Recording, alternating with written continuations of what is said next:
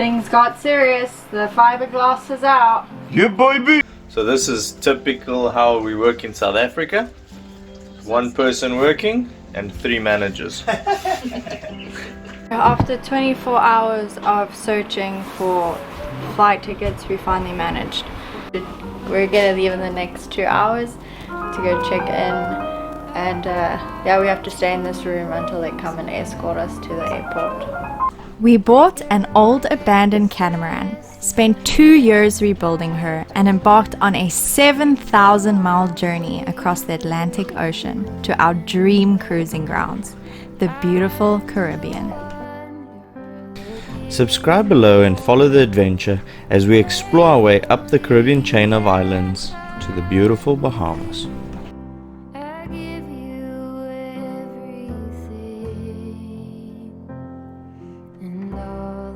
Hey everyone, and welcome to another episode with us. Currently I'm sitting in the car.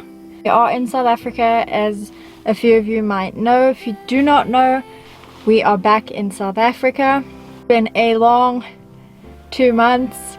We flew back about 2 months ago, so all the footage that you saw us working on the hard happened about 2 months ago, so this is a real, like an update from currently. The reason we had to come back to South Africa was because Ricky's dad got admitted to hospital because of COVID. We got told that we need to get back as soon as possible because it's not looking very good. Back the boat up on the hard because we were already on the hard and came to South Africa. While we're on the hard, and Ricky's gonna get our fiberglassing done that we need to do in the back cabins. The bolts for the rudders are leaking, so we just want to fiberglass over it so that it can stop leaking into the engine bay. It's not a lot of water, but obviously you want to fix it before something happens. So we're gonna do that, and I'm gonna get the laundry done. There's a cool laundry place over here that you can do your laundry for a certain amount of money, and then get that done so that when we go in the water I don't have to worry about doing laundry and all that stuff, and we can finalize the few things before we go to Carriacou. So we're excited. Are you ready to go to Carriacou, baby? He's brushing his teethies, and the boat's amazing. So maybe that's what we're also going to do today. Once Ricky's done all the fiberglassing and all the stuff that needs to be done, maybe we can repack our boat and then get rid of a lot of stuff that we had with Atlantic Crossing that we thought we would need in case anything happens. But now that we're in the Caribbean, if we need a part or whatever, it's accessible to get order through Amazon or Chandeliers or whatever. So we don't have to carry all the stock that we had from when we built the boat initially. So yeah, we'll get rid of a bunch of stuff and give them away to people who might need it.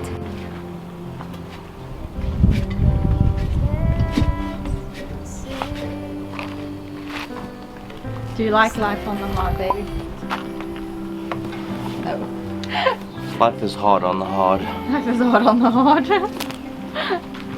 It's bloody mosquitoes, man. There's no ventilation check. There's no wind here.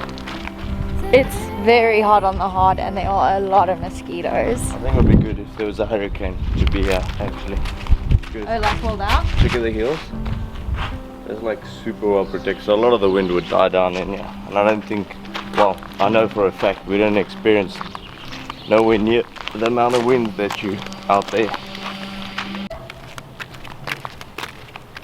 So yeah, it's a little walk, and there's the laundry. Look at this place. It's full of big ass catamarans. I go stand on this one. That's good. I have mango stains on all my stuff.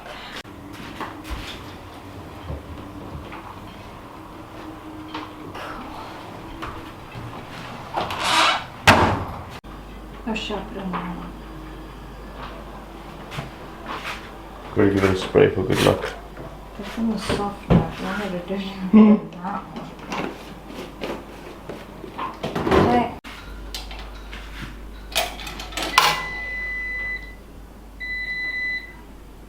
Things got serious. The fiberglass is out. Yeah, baby! Boat's broken, it's sinking like everyone said it would never sail across the Atlantic. Just kidding. So, on our rudder system, it's got like 2 brackets, top and bottom.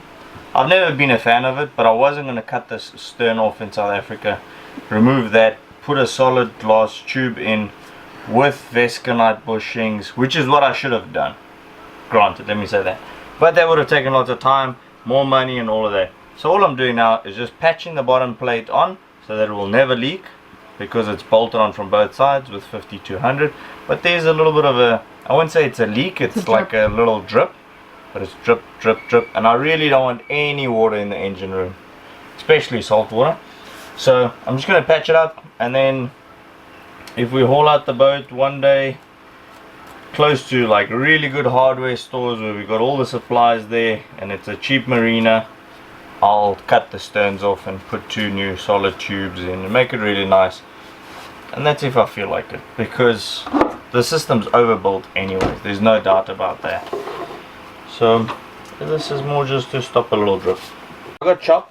It's not great with epoxy because it breaks the bonds down, but it's purely to stop a leak. There's no structural at all, and that's why I'm going to use this. I'm going to just do 3 layers of chop on it, put a piece of peel ply over it, 100% sealed, capiche, and it'll be good forever.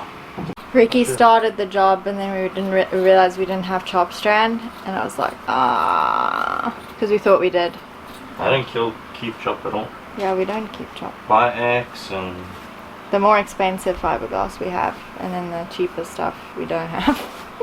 But we needed this chop strand. yeah, obviously having all your prep work done when doing fiberglass is always the best, and not waiting until you got the resin mixed to try and cut stuff and fold stuff. Because then the stuff gets tacky and you can say goodbye. Well, it's always tacky, babes. No, but I mean like, Yeah, once like it kicks, jelly, like you then can't, you can't do anything. you can't work with it. And the only downside of this job is that it's really in a crappy spot. It's right in the back there, and then down, arm's length down. Okay, so we're going a 5:1 ratio. We're doing chop, so we're going to use lots of resin. So, bam, bam. Thank you, ma'am. Some local laminating resin. So this was 100 EC, 600 Rand, or $33 for that much, which is probably double of what I paid in South Africa for the best quality resins. But you pay for where you are. Can't see What yours. the hell? I went according to the mix ratio. Is this getting hot? No.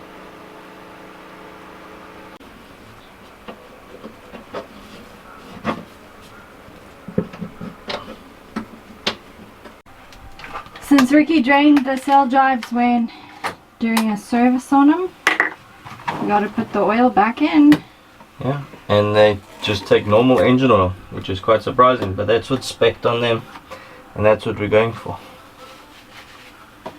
I know that a lot of the newer It drives. is closed at the bottom, right? Oh, I don't know. Hope so. Yes, it's closed. The hot We need to do anti-fouling touch-ups too.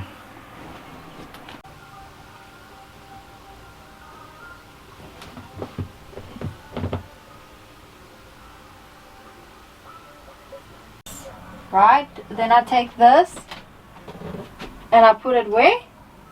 Onto the seal. Oh, on this. Yeah, Like, yeah, onto the black seal. but only that, like not go over like. No, just like, onto the black seal. It's only the Can I use my sealing. finger? Yeah, or you could just use the Yeah, tube. but you have no. Then it's gonna go in, okay, and then it's fine. Yeah, Then that's I it. stick this on. That's it. Twist the back on. Doesn't even smell like silicone. And I'll just make sure I vomit. Okay, cool. You got it? I got it. Oh, thank you. After a long, hard day of work, Still not done. there's at least some beverages while the sail drive gets done. So this is typical how we work in South Africa. One person working and 3 managers. A couple of days ago we hauled out the boat. We were doing boat work and everything was kind of going fine. And then I got the phone call from the family that my dad had COVID, and well, the whole family, my dad, my grandfather and my dad's fiance, and my mom in Mozambique, and pretty much the whole family had COVID. We then like kind of just monitored the situation, seeing how everyone's doing, and then 3 days ago they said my dad's in hospital and he's moving to ICU, which I knew it was pretty bad then. And then 2 days ago they said it's not looking good, and then yesterday they put him in an induced coma and he's on a ventilator at the moment, and so is my grandfather. So we've been, for the last 2 days, we've been rushing to try and get flights out of Grenada, and anyone knows, on a South African passport you need a visa to transit through the UK, you need a visa to transit through the US, and Grenada flies absolutely nowhere else. We checked flights through Trinidad, we checked to Colombia, we checked to Venezuela. We routed pretty much every single route. We got 2 travel agents in Grenada to try and do flights for us.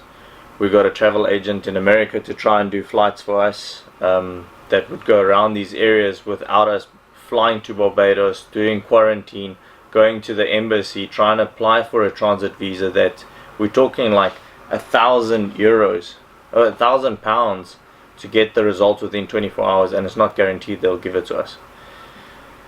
And that's for the UK. For the US, it's appointment next week, Wednesday. We need to do biometrics, everything, and we can't do it here. We can't do any visas now. It's pretty much just been unreal. We managed to get hold of a guy called Captain Don in Barbados, and he's been amazing. He's done some pretty insane stuff in clearing flights for us. The problem is it comes at a cost. We got a charter flight from here to Martinique, and then we got a flight to France, and from France to South Africa. So we don't need to transit through, we can transit with a South African passport through France. And no tests are open here on Saturdays to do COVID tests, so we're speaking to the company now to get COVID tests done on a Saturday. So they'll hopefully give us an answer at 3 o'clock today. Otherwise we'll be stuck in France, and that's the long and short of it. So yeah, so lots of money savings. All our savings pretty much is going to flights to get back to South Africa. Yeah. Yeah, that's pretty much what's going on with us at the moment.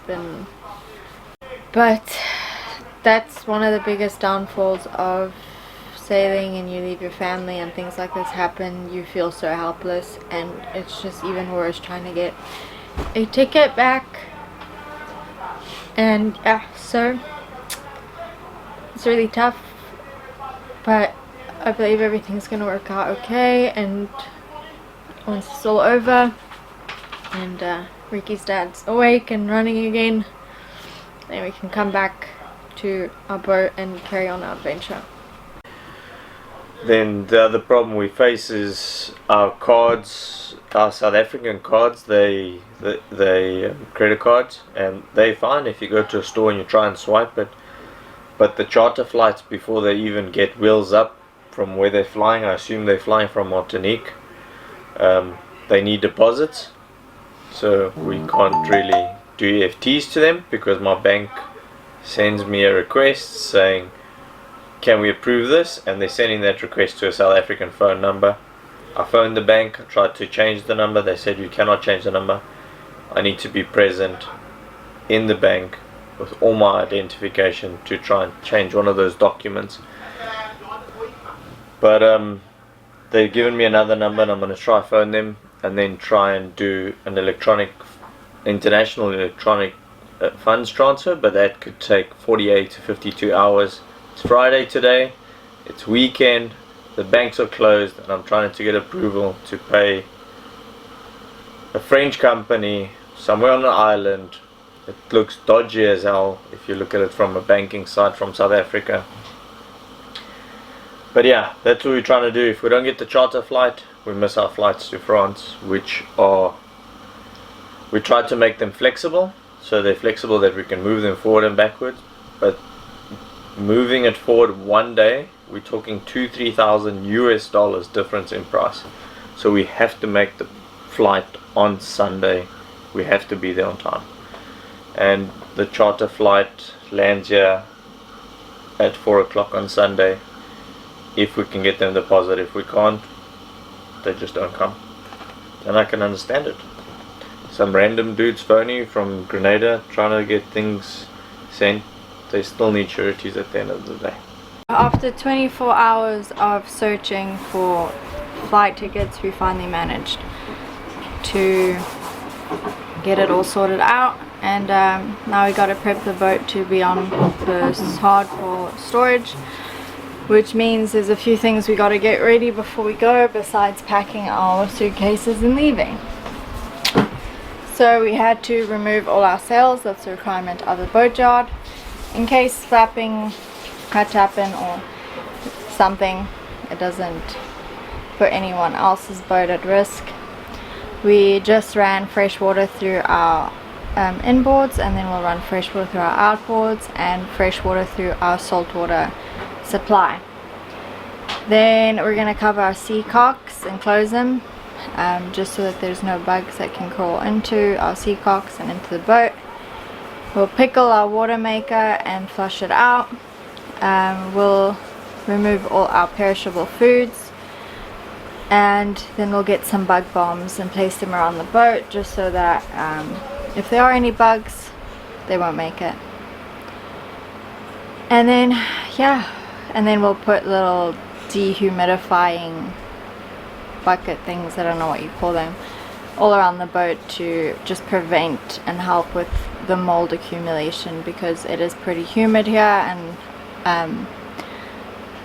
you're gonna get mold if you're not on the boat to clean it and open up hatches. Luckily we are very open, like we have a lot of windows, and the sun relatively gets to a lot of places, so I think that will help majority of the mold that might grow. But yeah, and then we hauled out our dinghy. The guys here gave it a pressure wash, which was nice because that saved us from scrubbing it. And we'll run fresh water through our outboard and then pack that up. And then yeah, then we just got to print all the necessary paperwork to travel. As you know, traveling right now is insane, so I have to print a bunch of paperwork and fill it out so that that's ready for when we get to South Africa. And then we have to go pay for our COVID test. We managed to plea with the hospitals to do COVID tests for us on Saturday, because we need 72 hours. We only have 72 hours to get back to South Africa from when our COVID test has been taken, which means that we'd have to get our COVID test done on Saturday so we can get our results on Sunday, and we're flying on Sunday afternoon. So it gives us about 2 hours to play with from when we get into South Africa to go through customs with a COVID test that is not over 72 hours.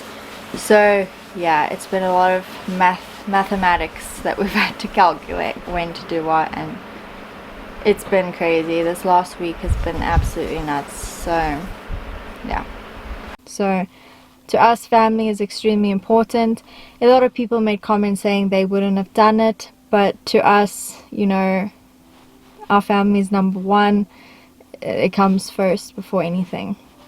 So we made the choice to pack up and get our butts to South Africa as soon as possible. So the boat is currently on the hard in Grenada, where you guys saw her last. We just put her in long-term storage because we're unsure of how long we're going to be away for. It could be another month, it could be another 2 months, we don't know. So yes, she's been taken care of that side by the awesome Clark's Court Boatyard. A lot of people also asked how the heck did we get back to South Africa, as well as South Africans who are stuck in Grenada. And it was extremely difficult. We spent about 48 hours solid just looking for flight tickets. We had our family on it, we had 3 travel agents on it. Even Living Akuna was looking at flight tickets for us. So it was really tough, and we eventually was like, okay, well, what are we gonna do? Ricky has a Portuguese passport, which helped us a lot, because I only have a South African passport, and as a lot of South Africans know, that is as useless as anything.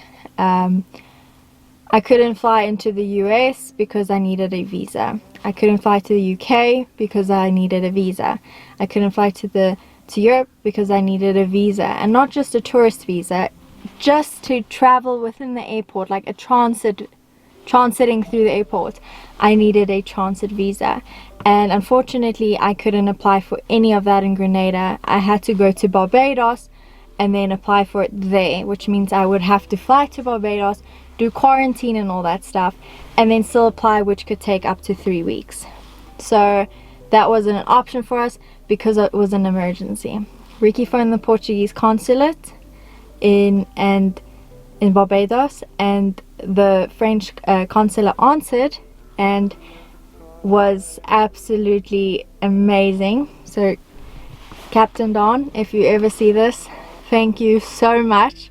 Because of you, we were able to get back to South Africa and see Ricky's dad. So thank you so much. So yeah, Captain Don helped organize this whole flight for us from Grenada to Martinique, and then Martinique to Paris, and then Paris to South Africa. Because Ricky's Portuguese, I could fall under him, like immunity, so it managed for us to go through under his jurisdiction. So he told Martinique to let us through because Martinique was shut down. And then from Paris, when we got into Paris, it was fine, and then back home. So yeah, it was crazy. I mean, we didn't think we were going to be able to get home at all.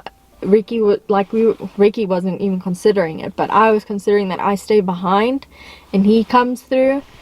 But because we didn't know how long he'd be away for, that he was like, it's not an option. So we then ended up coming back. But yeah, it was crazy.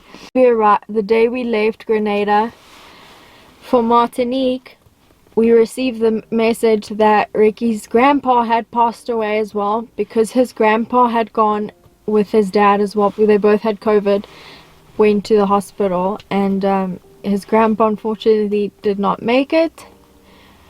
So we received that news when we were in Grenada. We got on our flight, we went to Martinique. We ended up staying in Martinique. They put us in one of the rooms by the airport to stay, as you know, we didn't do an official check-in like you would normally if you're flying into a country. So we stayed in the room until it was time for us to fly to Paris. We're gonna leave in the next 2 hours to go check in, and yeah, we have to stay in this room until they come and escort us to the airport. Then they escorted us to the airport and made sure we got on into past the border in Martinique and flew to Paris. Once we got to Paris, we received the message that Ricky's stepdad had passed away, also due to COVID. And yeah, it was, if I could explain the amount of emotions that we were going through, I wouldn't even be able to. It was just like, it was insane. Like I can't explain it to you. Got into South Africa and saw Ricky's dad. They let us see him because we flew in, and it was not looking good. It was really, really tough to see him like that. He was on full ventilation, and yeah, sedated. It was just really tough. It was really tough. It didn't look good. We went to Mozambique to go see Ricky's mom, because that is where she stays, to give some support and do the cremation of Ricky's stepdad. Came back to South Africa. He's taken over his dad's company in the interim. He's been working so hard. luckily he has knowledge of this, and you know, he studied a lot, like mechanical engineering, so he understands a lot of the work that's done here. He worked a lot of summer holidays with his dad over here when we first met, so he has a lot of knowledge. So it's like he's not been thrown completely into the deep end, but it's been tough. It's long hours and it's not easy work, and so he's been busy every single day. That's why I'm making this video by myself, because he doesn't have the time to do it. And he's been taking over the company and doing everything in the interim. Great news though is that Ricky's dad is awake. He's talking, he's eating, he's off all oxygen. So he's it's awesome. We're so happy. I mean, the day that he spoke was like one of the best days of our lives. He's moving to general ward and then to a rehabilitation center to help him grow the muscle back in his legs and arms and stuff, so that he can start to walk again. But yeah, no, we're so thankful he's okay. And we want to say thank you to all of you guys who have prayed and always asked us how's it going. Your support has been awesome. To those who donated to help us get back and just make the financial blow a little bit better, we appreciate it so much. I mean, words can't describe a lot of stuff, but I just want to say thank you, and from Ricky as well, thank you so much. But yeah, we're blessed to be able to be here. Very blessed that Ricky's dad is awake, and I managed to say goodbye to my brother and sister-in-law. They immigrated to Canada, so I got to go say bye to them before they left, which also was awesome. I got to see my mom again. So we don't know when we're going to be back in Grenada. While I'm here, I'm making sure I'm doing every single visa I possibly can, because I'll never put myself in that situation again, ever. Ricky's here. What's up, honey? I'm doing my video. Oh, you cry. Oh, look at Ricky, he's the cutest. How you've been working, honey? With my hands. Cha-cha. South African and you plan on going sailing, we strongly suggest, unless you're not a EU citizen or a UK citizen as well and have dual nationality, I suggest you try get all visas you possibly can, because to get stuck in a country is not a good feeling. And for us, like, yeah, if it wasn't for Ricky being Portuguese, we would have been extremely screwed. Like I said, we get to spend time with our family and our little niece Olivia, who we missed her first birthday. We missed a lot of stuff while we were out sailing, so it's good to actually spend time with her and build a relationship. And she's the cutest too. Ricky's been working, yeah, he's been servicing TLBs. We were driving trucks around, which was hilarious. What's up? What are you waiting for? The air to build up.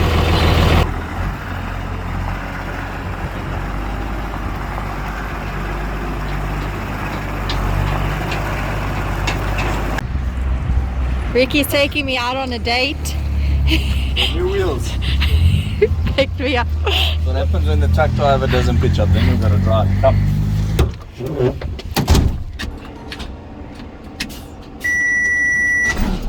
Oh yeah. Timber, how's it? Good, man. Listen, there's the automatic of yours. You didn't tell me this thing's automatic. Where's forward and neutral and reverse on this thing? If it's manual, I understand it all day, but these automatic things, man.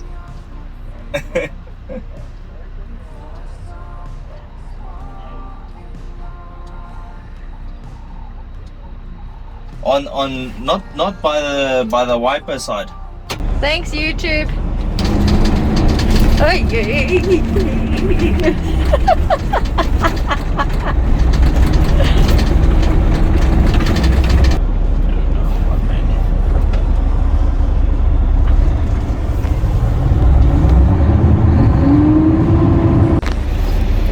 Ricky just reverse parked this truck into this, through that little wall, around past the TLB into this, like a boss, babe. Not too shabby. Like a boss. Would have been better if it was manual. But yeah, we're just gonna hang out here until Ricky's dad is completely okay. So this might be our last video for a while. Unless you guys are keen on seeing updates about us in South Africa and what we get up to work wise and all that stuff. But like I said, thank you again so much for the support. If you're new to the channel, don't forget to hit subscribe below and go check out all the stuff we've been up to. If you don't know who we are, Ricky and Simone, and we rebuilt a Dean 365 about 3 years ago, complete, and sell to the Grenada from South Africa. So if you don't know that and you want to check out all our previous episodes, I'll link it up top and in the description below. But have an awesome time, guys. Thanks so much for the support and the awesome comments that you guys have left us. We really appreciate it. See you guys soon. Lots of love. Don't forget to subscribe below if you haven't already, and give this video a big thumbs up. See you guys next week.